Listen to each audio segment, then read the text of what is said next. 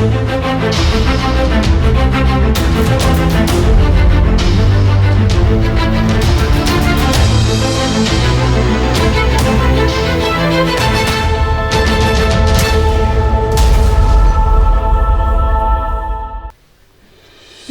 Next generation news channel के साथ मैं हूं सपना सिंह और इस वक्त आप मेरे साथ देख रहे हैं पुणे और देश दुनिया की सारी खबरें। उप मुख्यमंत्री अजित पवार का बयान, कोरोना के संक्रमण को रोकने के लिए सार्वजनिक अनुशासन की आवश्यकता। राज्याभिषेक को समाप्त करने के लिए सार्वजनिक अनुशासन बनाना होगा, इसलिए उल्लंघन करने वालों के खिलाफ नियमित कार्रवाई की जानी चाहिए। नियमों का कड़ाई से पालन करना सभी के हित में है, इसलिए जनहित में बाधा डालने वालों के खिलाफ तत्काल कार्रवाई की जाए। उप मुख्यमंत्री अजित पवार ने सार्वजनिक स्थानों पर मास्क नहीं पहनने और थूकने वालों के खिलाफ दंडात्मक कार्रवाई करने का आदेश दिया है।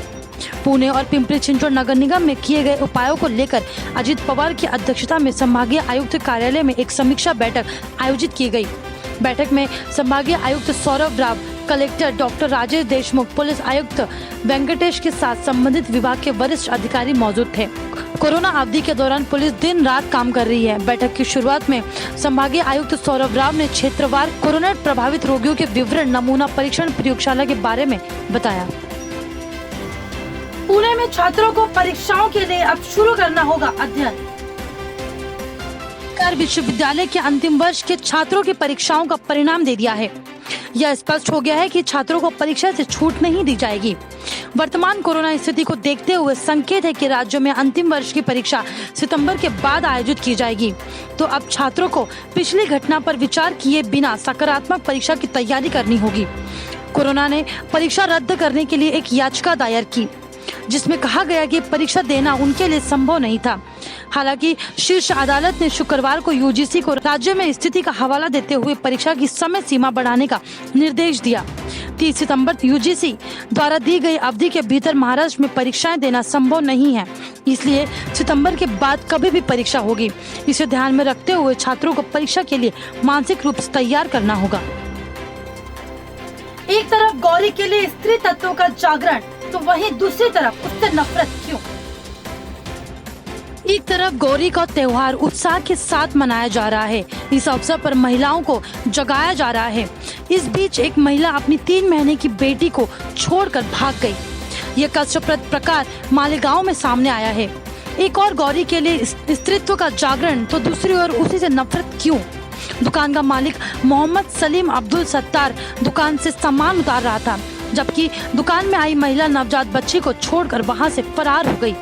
जैसे ही मालिक को इनकी भनक लगी, उसने पुलिस को तुरंत सूचना दी। इससे आजाद नगर पुलिस स्टेशन में पंजीकृत किया गया है। पुलिस ने उस छोटी सी बच्ची को सामान्य अस्पताल में भर्ती कराया है। लड़की ने भूरे रंग का स्वेटर पहना हुआ है। पुलिस फरार महिला की तलाश कर रही है। 1 महीने पहले 2 महीने के बच्चे को शिवारा में एक मक्का के खेत में निवस्त्र पाया गया था। 3 महीने के बच्चे को आखिरकार इतनी बड़ी सजा क्यों? कई लोगों ने ऐसा सवाल पूछा है। क्या तालुका स्तर पर आयोजित किया जाएगा सीईटी की परीक्षा? राज्य में तालुका स्तर पर व्यावसायिक पाठ्यक्रमों की प्रवेश परीक्षा सीईटी आयोजित करने का प्रयास शुरू कर दिया गया है। विशेषज्ञ समिति की रिपोर्ट के अनुसार सीईटी लेने पर निर्णय आज घोषित किया जाएगा। उच्च और तकनीकी शिक्षा मंत्री उदय सामंत ने ये बात कही। तदनुसार अब ध्यान इस पर केंद्रित है कि सीईटी कब होगी। Engineering, pharmacology, law, hotel management और कैटरिंग टेक्नोलॉजी, बीए, बीएड जैसे पाठ्यक्रम अभी तक सीईटी नहीं है। इसके लिए 7 लाख छात्रों ने पंजीकरण कराया है। वैज्ञानिकों का दावा, कोरोना का इलाज कर सकती हैं कीड़े मकोड़े मारने वाली और बिल्लियों के इलाज में उपयोग होने वाली दवाएं। कोरोना वायरस ने पूरी दुनिया में तबाही मचा रखी है। चीन से निकली इस खतरनाक बीमारी की चपेट में अब तक 24,90,08,975 लोग आ चुके हैं और 8,41,331 लोगों की इससे मौत भी हो गई है। कोरोना वायरस की दवा और वैक्सीन बनाने के लिए वैज्ञानिक दिन रात मेहनत कर रहे हैं और कई वैक्सीन का ट्रायल अंतिम चरण में है। फिलहाल कोरोना के मरीजों का दूसरे रोगों में इस्तेमाल की होने वाली दवाइयों का उपयोग किया जा रहा है। दवाओं को लेकर लगातार अध्ययन हो रहे हैं। इस बीच एक अध्ययन में यह सामने आया है कि कीड़े मकोड़े मारने वाली दवाओं से मिलने वाली सामग्री कोरोना वायरस से बचाव कर सकती है। एक अन्य अध्ययन में यह जानकारी मिली है कि बिल्लियों के इलाज में इस्तेमाल होने वाली दवा कोरोना वायरस के खिलाफ कारगर है।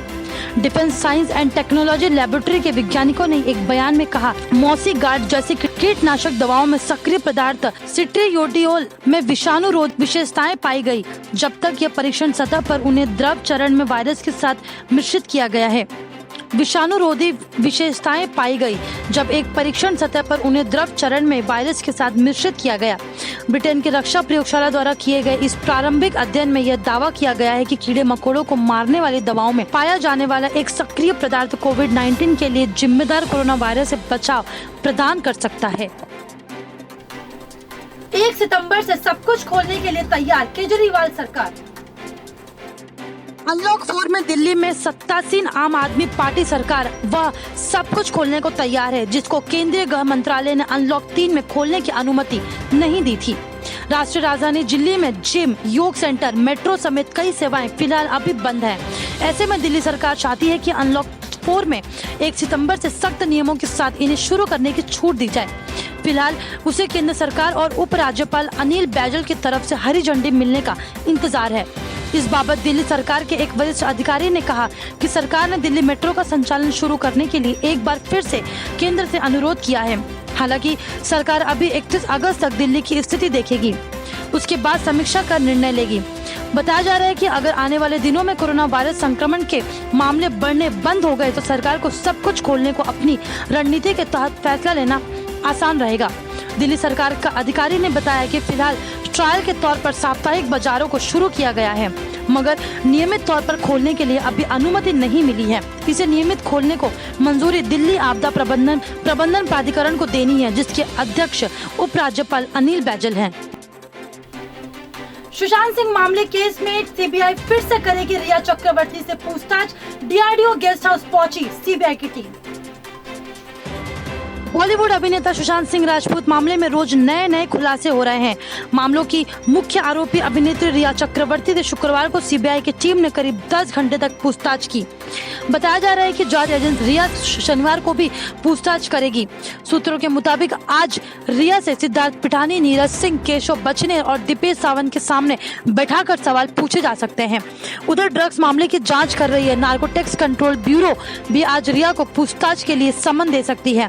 दूसरी तरफ टैलेंट मैनेजर जया साहा ने परिवर्तन निदेशालय को ईडी को दिए बयान में कहा कि उन्होंने कभी किसी को सीबीडी ऑयल जैसा कुछ सप्लाई नहीं किया है।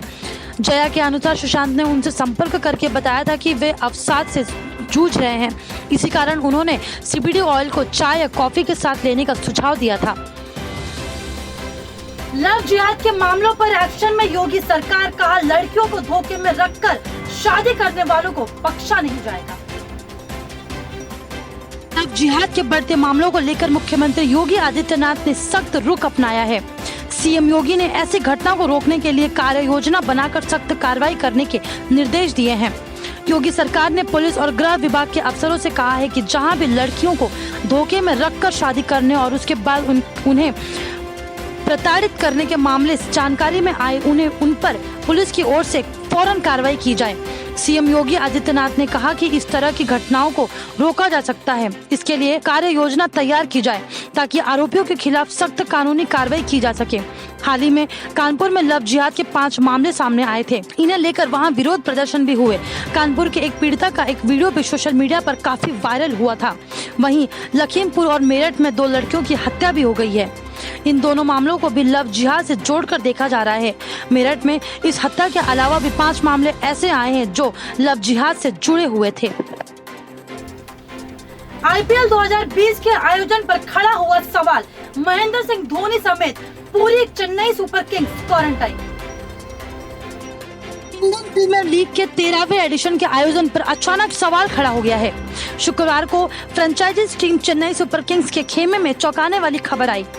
दाएं हाथ के एक भारतीय तेज गेंदबाज के साथ करीब 12 सहयोगी स्टाफ कोरोना वायरस जांच में पॉजिटिव पाए गए हैं। 19 सितंबर यह लीग संयुक्त यूएई में शुरू हो रही है और टीम को मुंबई इंडियंस के खिलाफ उद्घाटन मुकाबला खेलना है। आईपीएल के स्टैंडिंग ऑपरेटिंग प्रोसीजर के मुताबिक जिन सदस्यों के टेस्ट में पॉजिटिव पाया गया है उन सभी को कम से कम अगले 2 हफ्ते के लिए क्वारंटीन किया जाएगा। उनके 2 टेस्ट करवाए जाएंगे। रिपोर्ट नेगेटिव आने के बाद ही वह टीम के साथ दोबारा जुड़ पाएंगे। एक सूत्र ने बताया कि कुल 12 सदस्यों को संक्रमित पाया गया है, जिसके बाद पूरी टीम को क्वारंटाइन करने के लिए कहा गया है। ऐसा बताया जा रहा है कि यह सभी चेन्नई में आयोजित कैंप के दौरान ही संक्रमित हुए हैं। बाकी टीमों की तरफ से भी बीसीसीआई को इस बात का आग्रह किया गया है कि यूएई में खिलाड़ियों की सुरक्षा को लेकर एक बयान जारी किया जाए। सड़क 2 के ट्रेलर को लोगों ने बताया टॉर्चर है फिल्म, जानकारों ने दिया काफी बेकार रेटिंग। बॉलीवुड एक्टर संजय दत्त, आलिया भट्ट और Aditya Roy Kapoor startup film OTT platform पर रिलीज हो गई है। इस फिल्म में महेश भट्ट ने भी कई सालों बाद डायरेक्शन में ग्रैंड रिटर्न की तैयारी की है, लेकिन अब लग रहा है कि फिल्म दर्शकों को बिल्कुल भी पसंद नहीं आ रही है। फिल्म रिलीज होने के बाद सामने आ रहे रिव्यू बता रहे हैं कि फिल्म दर्शकों के दिल जीतने में पूरी तरह से नाकाम रही है। यहाँ तक कि दर्शकों ने तो फिल्म को देखना रिस्क लेने के बराबर बताया है। यूजर्स की बात करें तो अधिकतर यूजर्स को भी फिल्म पसंद नहीं आई है। यूजर्स भी लगातार फिल्म को लेकर मिमिक्स शेयर कर रहे हैं, फिल्म का मजाक बना रहे हैं। यूजर्स फिल्म देखने के बाद अपने रिव्यू शेयर करते हुए लिख रहे हैं कि इस साल की सबसे खराब फिल्मों में से एक हो सकती है और इससे अच्छा रसोड़े में कौन था वाला वीडियो देखा जा सकता है। साथ ही यूजर्स फिल्म का बहिष्कार करने की भी मांग कर रहे हैं और लगातार इसके खिलाफ ट्वीट कर रहे हैं। ऐसे में देखना दिलचस्प होगा कि फिल्म को लेकर यूजर्स किस तरह के ट्वीट कर रहे हैं।